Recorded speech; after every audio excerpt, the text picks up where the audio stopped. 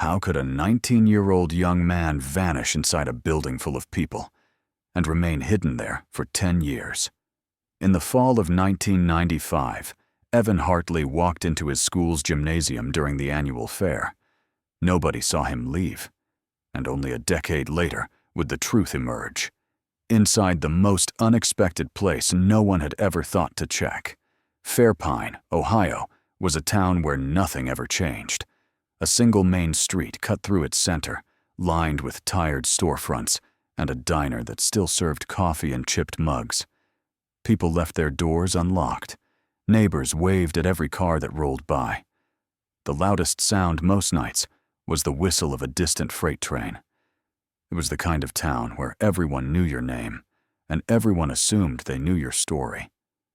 Evan Hartley was not the kind of person who drew attention. He wasn't the star of the football team.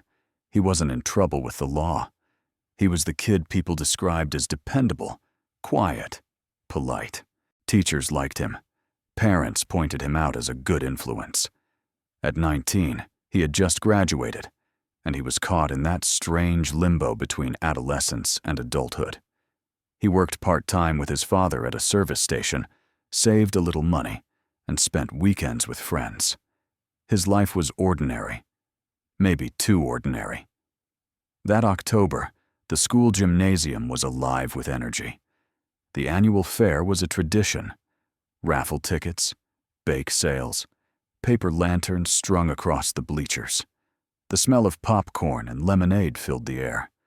Families gathered in the stands, children ran from booth to booth, and teachers smiled tiredly while keeping order. It was noisy, bright, full of the kind of laughter that belonged to small towns. Evan had been seen helping carry boxes to the raffle table at the far end of the gym. A couple of classmates joked with him, telling him he was taking it too seriously. "Lighten up, Hartley," one teased. He laughed. Awkward, quiet. The kind of laugh people would remember later, when they tried to cling to their last memory of him. The details of that night are a mosaic of fragments. One student swore he saw Evan at the concession stand. Another thought he caught a glimpse of him in the hallway near the museum wing, a dusty section of the school where old trophies and taxidermy animals gathered cobwebs. Nobody was sure. Nobody paid attention. In a building packed with noise, it was easy for one person to slip out of sight. Hours later, when the fair ended, janitors locked the side doors.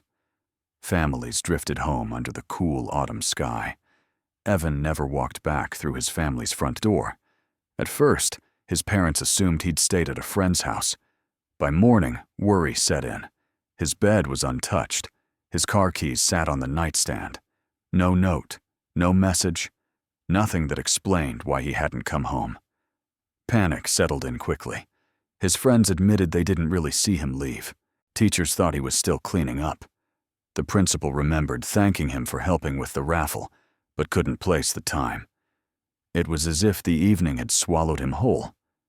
That night, his mother retraced the short walk from school to their house 3 times, calling his name into the darkness. His father drove the back roads, headlights sweeping across empty fields. They found nothing. No trail. No clue. One moment, he was surrounded by a crowd. The next, he was gone. By the second day, the gym was searched top to bottom. Storage closets opened. The lost and found overturned. Even the basement checked. The only things discovered were scraps of raffle tickets and half-empty paper cups left behind on the bleachers. No jacket. No backpack. Nothing that belonged to Evan. Speculation moved fast in a small town. Some whispered he had run away, though those who knew him rejected the idea immediately. Others suggested an accident, something in the woods or near the old quarry. Police tried to steady the talk, repeating that every lead was being followed.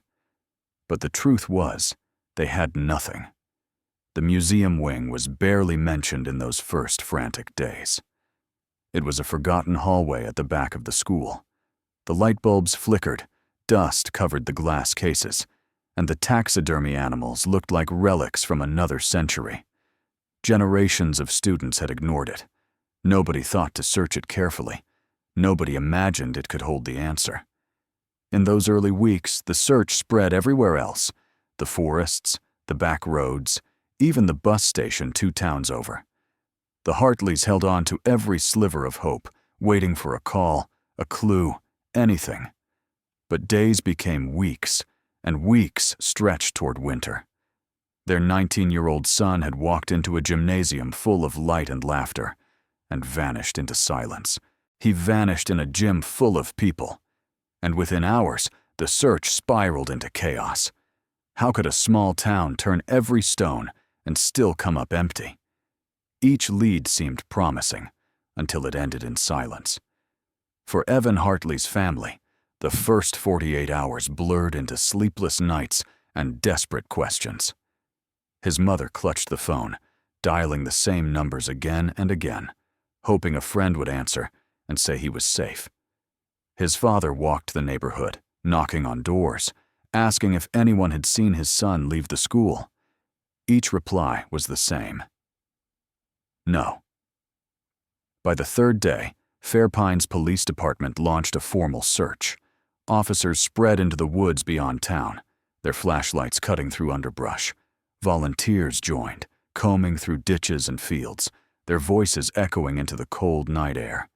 On the surface, it looked determined, but underneath, there was no direction. No starting point. The last confirmed sighting of Evan was inside a gym crowded with hundreds of people. No one could say when he had walked out, or if he had at all. The local paper ran a headline: Fairpine teen missing after school event. His senior photo, taken just months before, appeared on flyers plastered to storefronts and taped to telephone poles. A sharp-eyed smile stared out from those sheets of paper as the autumn wind curled their corners. Classmates handed them out at gas stations and diners along the highway, asking strangers to look twice at his face. Tips came in, as they always do. Someone swore they saw a boy who looked like Evan at the Greyhound station in a neighboring county. Officers checked ticket logs, questioned staff. Nothing. Another caller insisted they saw him near the old quarry. A search team spent hours climbing over loose rock, finding nothing but beer cans and graffiti. Each lead carried hope. Each ended in disappointment. Inside the Hartley home, the weight of absence pressed down. His mother left the porch light on every night, a beacon against the dark. His younger sister kept his room untouched, the bed neatly made, as if he would walk in any moment. They tried to hold on to routine, as though ordinary life could anchor them. But with each morning, the unanswered questions grew louder. Police shifted through theories. Perhaps Evan had run away. But his car, wallet, and keys were untouched at home. Maybe it was an accident, that he had wandered into the woods and slipped, hidden in a ravine. Then there was the possibility no one wanted to speak aloud, that someone had taken him. Fairpine's sense of safety fractured. Parents warned their children not to walk alone. In grocery store lines, whispers spread. Some said Evan had been seen with older men in town. Others suggested enemies no one had known about. Most of it was rumor, fear twisted into invention. But it led investigators down paths that ended in nothing. A neighbor claimed she heard a scream near the school the night of the fair. Officers returned, searching the hallways again. Nothing. Another resident swore he saw movement in the museum wing after the fair, but under questioning, he admitted he couldn't be sure. Every false lead wounded the family further. Each tip carried a flicker of hope, then extinguished it. The Hartleys lived on the edge of anticipation, waiting for the call that never came. By winter, urgency faded. Police still followed up on reports, but with less energy. Evan's name slipped from headlines. Flyers grew tattered in the cold. Life in town crept back toward normal, though for the Hartleys, nothing was normal. At night, the house stayed lit, as if light itself could draw him home.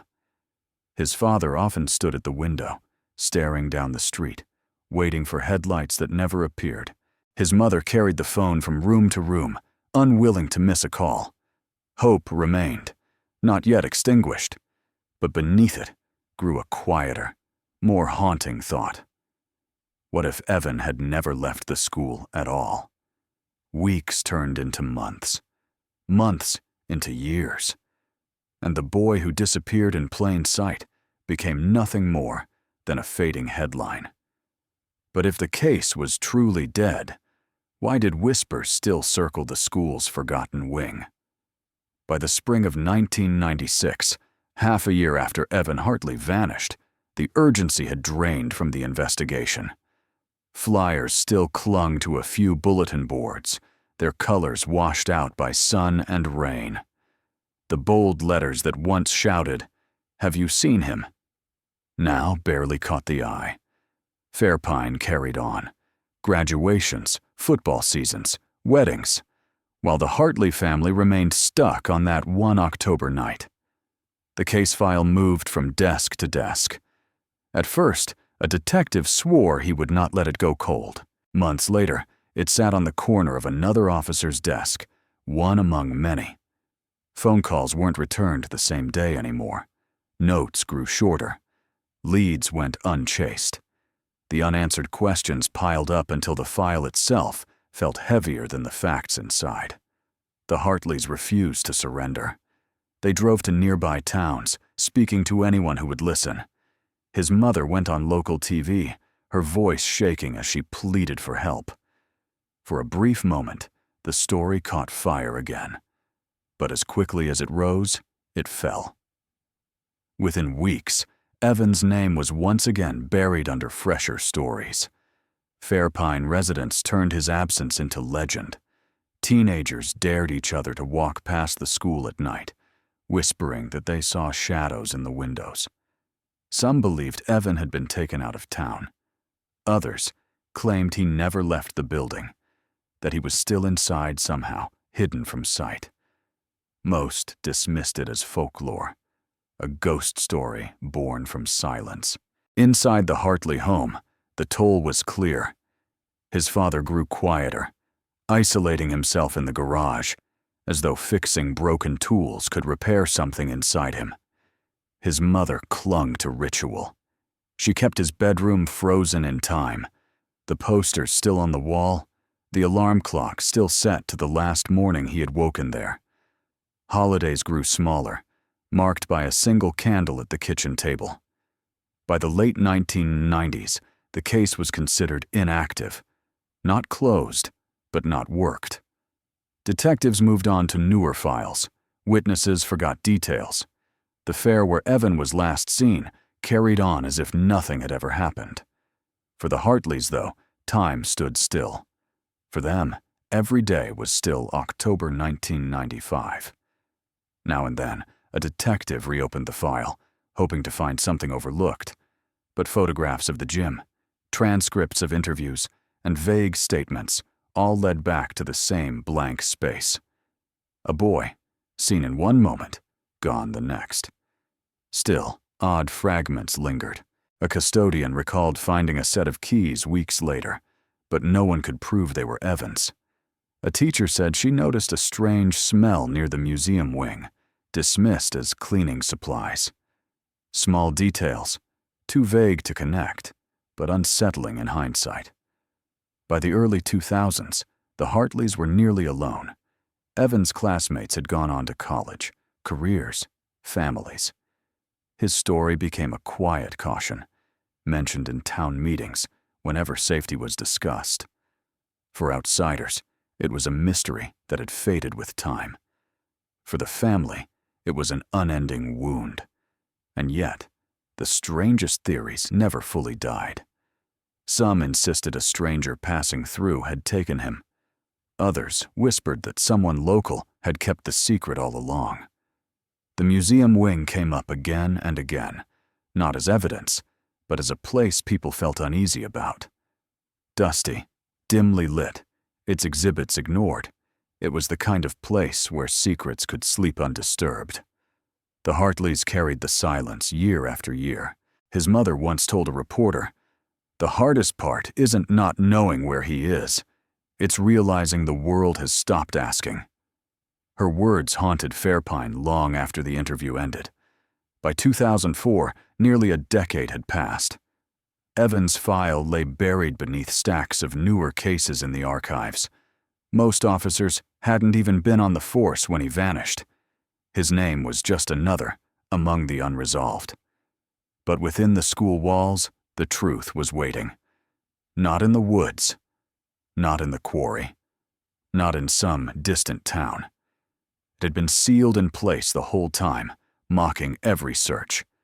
And when it finally surfaced, Fairpine would never be the same. For 10 years, students walked past it. Teachers gave lessons right beside it. No one ever imagined the answer was inside the school's largest display, a stuffed bear doll that hid a nightmare no one dared to suspect. It was the spring of 2005. A decade had passed since 19-year-old Evan Hartley vanished from the school fair. By then, most people in Fairpine had let the story fade into legend. The flyers were gone. The case was buried. Evan's name was spoken only in whispers when someone drove past the school or told the story to a newcomer. To many, the mystery had become unsolvable. To his family, it was still raw. That year, the school announced renovations for its neglected museum wing. Decades of water damage had stained the walls, and broken lights left half the exhibits in shadow. Contractors arrived to clear out old displays, deciding what would stay and what would be thrown away.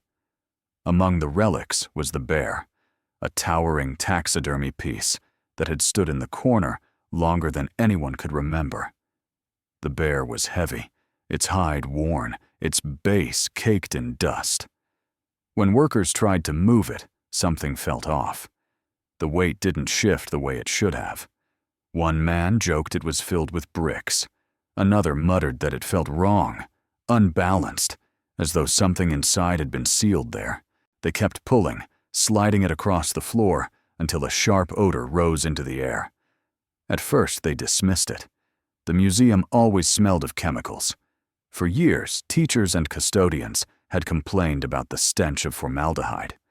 It was the signature of every taxidermy specimen, sharp, sour, impossible to scrub away. Students had grown used to it, describing the wing as smelling like old science class. Nobody had ever thought it meant more than that. But this time, the odor was different. It was heavier, bitter, clinging to the air. One of the workers paused, wrinkling his nose. "This isn't normal," he muttered. Curiosity shifted to suspicion. The principal was called, and within an hour, the police arrived. Caution ruled every step. Investigators ordered the bear carefully dismantled, cutting into the hide, peeling back its hollow frame. What they found left the room in stunned silence. Inside the bear's chest cavity, sealed within wooden supports and layers of treated hide, were human remains. For a moment, no one moved. The discovery was surreal, horrifying, almost unbelievable. For 10 years, students had brushed past the bear on their way to class. Families had gathered in the same building for pep rallies and school dances. And all along, the answer to a decade-old mystery had been sitting in plain sight. The wing was immediately locked down. Police tape sealed the hallway. Forensic teams set up equipment, their voices hushed, their movements precise. Piece by piece, the bear was dismantled until nothing remained of the exhibit. What they pulled out matched the description of a young man who had disappeared in 1995. By evening, the story had spread through Fairpine. Reporters gathered outside the school. Former students returned, standing in clusters on the sidewalk, trying to process what they had heard. Parents pulled their children from class. The school fair, once remembered for its laughter and music, was now forever tied to a discovery that chilled everyone who heard it. At the Hartley home, the phone rang late. After 10 years of silence, the family was told that remains had been found inside the very building where Evan was last seen. His mother collapsed to the floor. For years, she had clung to the hope he was alive somewhere, lost, but waiting. The truth was worse than any nightmare she had prepared herself for. How could this have happened? How could no one notice for an entire decade? The explanation came down to chemistry and construction. The bear had been treated with strong preservatives. Formaldehyde masked the natural odor, convincing everyone the sharp smell was just the specimens themselves. The frame was thick, sealed tight, trapping everything inside. For years, the truth stayed locked away behind fur and glass eyes. Still, the greater mystery loomed. How had Evan ended up there? Investigators combed through records. They interviewed former staff, revisited notes from the night of the fair, and reconstructed the final hours. Forgotten details resurfaced. A teacher who heard strange noises in the wing that night. A janitor who recalled finding the door ajar. Another staff member who remembered the bear being removed briefly for repairs earlier that year. Alone, each detail had meant nothing. Together, they painted a more disturbing picture. Fairpine struggled with the revelation. The museum wing was sealed off, its contents boxed and stored. The bear, once a relic of local pride, was destroyed.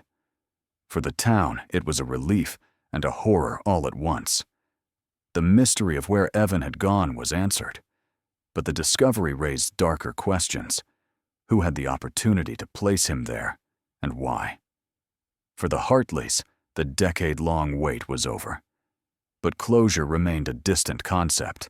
They had an answer, but not the one they had hoped for. The silence of 10 years had broken, and with it, a new storm had begun. The discovery solved one mystery, but it opened another. Who had the access, the opportunity, and the audacity to hide a 19-year-old inside the school itself? The truth would point to someone who had been there all along. Detectives reopened the original case file, now armed with a shocking new perspective. Buried among brittle pages of old statements was one detail repeated more than once: a maintenance worker named Daniel Rowe. At the time, Rowe's story had seemed ordinary. He said he helped lock up, saw nothing unusual, and left after the fair. The note gathered dust for years, forgotten. But now, it sounded different. A teacher had once recalled seeing Rowe carrying tools toward the museum wing just after the fair ended. Nobody followed up. Investigators dug deeper and discovered he had worked on repairs to the bear earlier that year. He had the keys. He had the access. And now, it seemed, he had the motive no one had suspected. Rowe was traced to a different county, working odd jobs, never settling for long. When questioned, he denied everything. He insisted he knew nothing about Evan's disappearance, repeating that he was being unfairly targeted. But when shown records of his assignments and reminded of the testimony placing him in the wing, his story cracked. Neighbors described him as quiet, detached, and sometimes unsettling. He kept to himself. Old reports hinted at troubling behavior, complaints that had never led to charges, but now painted a darker backdrop. The breakthrough came when forensic teams studied what had been pulled from the bear.